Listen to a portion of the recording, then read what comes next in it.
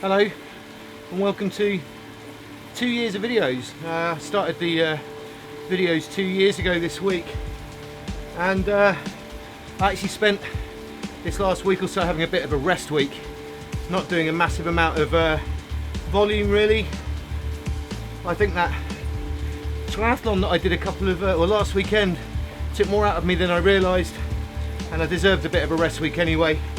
So I decided to take a bit of time to make one of these rocker plates that I've been hearing about a little bit on some of the forums, some Facebook pages and stuff. I did it really because I don't like doing jigsaw puzzles, and I needed something to take my mind off some stuff that's been going on at work and mainly at home. So yeah, I made this.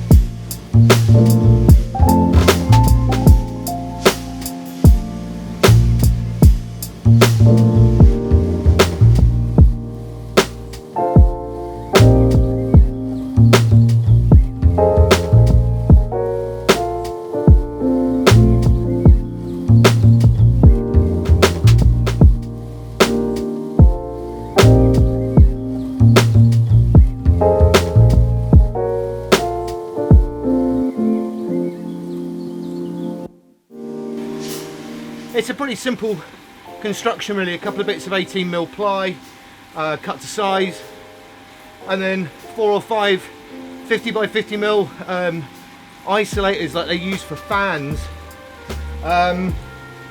just bolted through down the middle, and a couple of wheelbarrow inner tubes and suspension to kind of give it that rocking motion from side to side to be able to move the bike. And I didn't really know what to make of it really. I must have spent a bit more time on the paint job than you need to. It took me a few days to get that sorted. Mimicking that La Vie Claire look, Piet Mondrian design, varnishing it all up so the sweat, so I can't have the fan on because of the microphone, doesn't ruin the wood.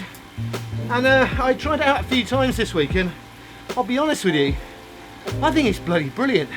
I'm really quite surprised at how good the bike feels on this rocker plate. So all I'm going to do now quickly is just go up through some different powers really. Hopefully you should be able to see from the camera that I've got down there sort of just how much movement there is. Now this one's just got side to side movement. Some people make them so they've got a fore and aft movement to them as well. And I was sort of put off a little bit by the fact that there weren't many pros sort of using these things, but actually when you start digging into it, it's becoming increasingly a popular thing. Saris have just brought out their own £1,000 version of this that the likes of Lucy Charles Barkley are using, and I just think it feels a little bit more realistic. It's working my core more, and it doesn't feel like it's putting as much stress through the carbon frame as it does when it's locked solid in the turbo. And I think more importantly, I can do a lot longer in a turbo session. After about 45 minutes to an hour normally I'm broken, want to get off the damn thing, everything hurts. But this just feels a lot more realistic. Anyway, I'm only tootling along at the minute at 140 watts or something, 150 watts. So I'm going to go up through a few powers, and then do some out of the saddle efforts, which I don't normally do, but mainly because I'm worried about the stress on the frame. And we'll have a look and see kind of what the movement looks like off of these two inner tubes. So let's take this up to like 170 or something.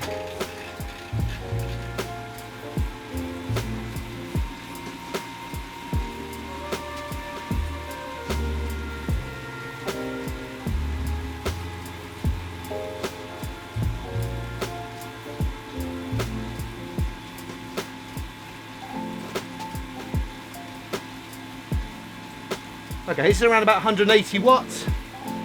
Let's put a bit more power through now.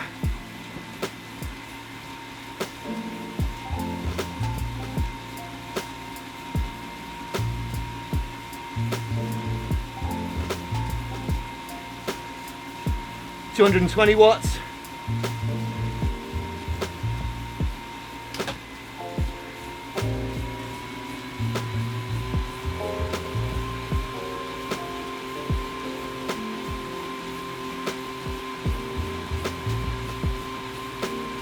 Around about 300 watts.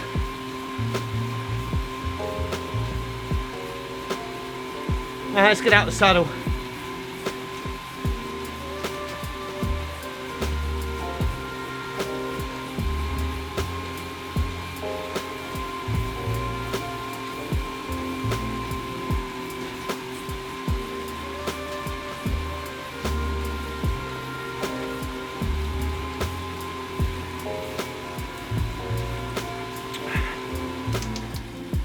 So yeah, all things considered, a few hours just knocking up a really simple design like this. To be honest with you, it's been worth every minute. It's sort of transformed turbo training a bit for me, really. Just because it feels a bit more realistic and a damn sight more comfortable. Will it ever be really real? Not really, no. I think there'll always be a big difference between turbo training and really riding, but it's just another step a little bit closer to getting to something that might help out on the road in a race.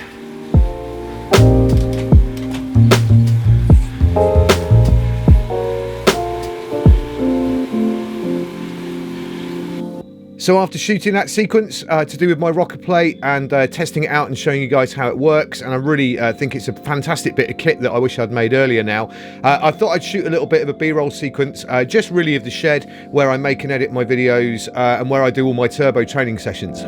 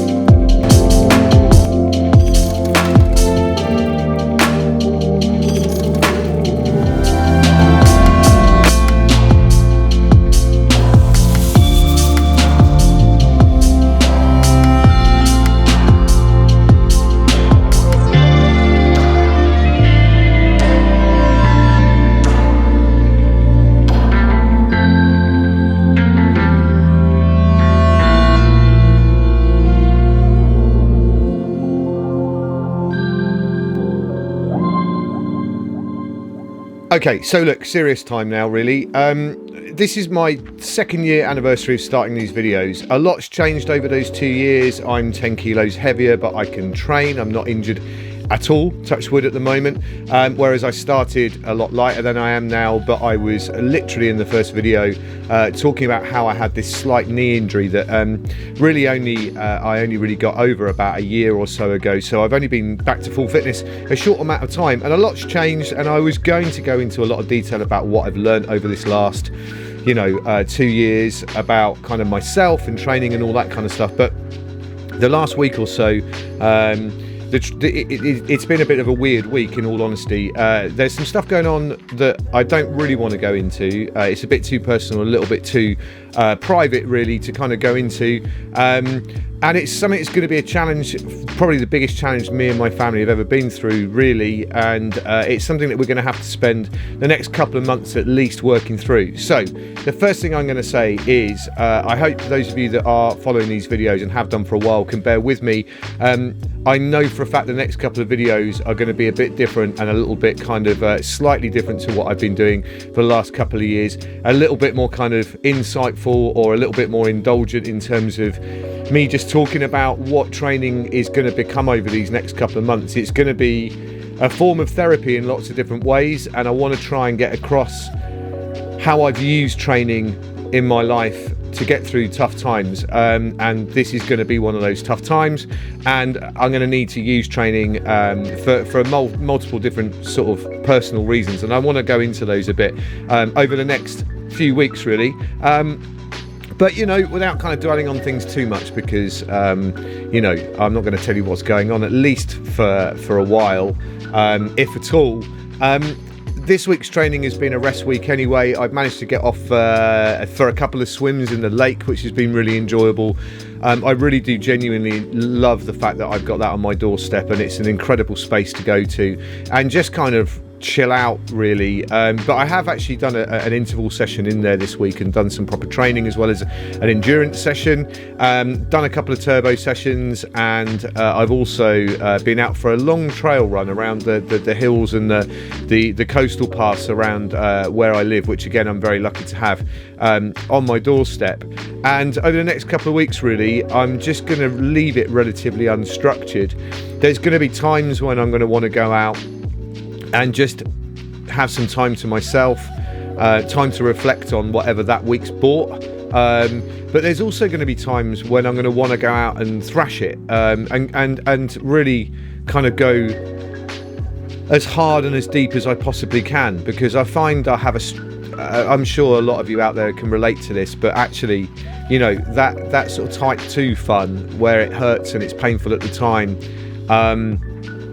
also makes you feel alive sometimes, and can really make you feel in the moment, and you can forget absolutely everything when you're so focused on something as intense as an interval or a climb or trying to hit a certain wattage for a certain amount of time. There really is nowhere else for your brain to kind of wander to, and I'm going to need that as well, I think, over the next couple of months.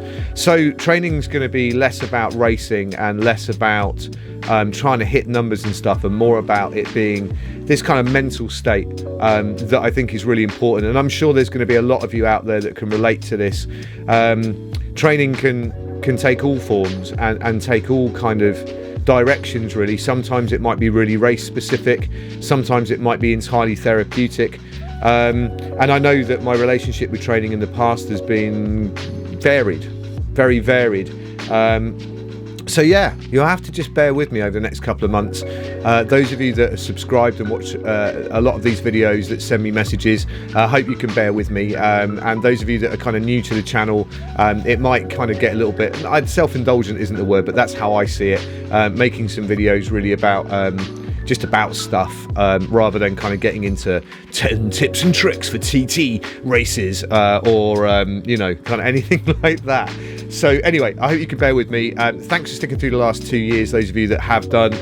On to the third year. It's gonna be a good year. I know it's gonna be a good year because so many good things are in place, but for the time being, there's gonna be a little bit of a kind of skew on how these videos kind of shape up. Anyway, thanks for sticking with it. If you have watched this video and you haven't subscribed or kind of like followed this channel, and you kind of maybe want to see what develops over the next couple of months, because some of it might be useful to some of the things that you might be going through, then consider subscribing to the channel. Hit the bell notification so that every Monday when I put a video up, that will come through to you directly. Give it a thumbs up if you like this video. If you haven't, don't bother with the thumbs down, it's too much effort for you, and you won't have watched this far anyway.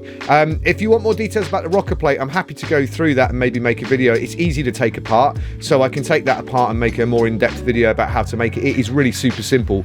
It's completely changed turbo training for me entirely, and yeah, it's something that I'd be happy to kind of make again because it is so easy. Anyway, have a good week into the 3rd year of videos, and yeah, take care.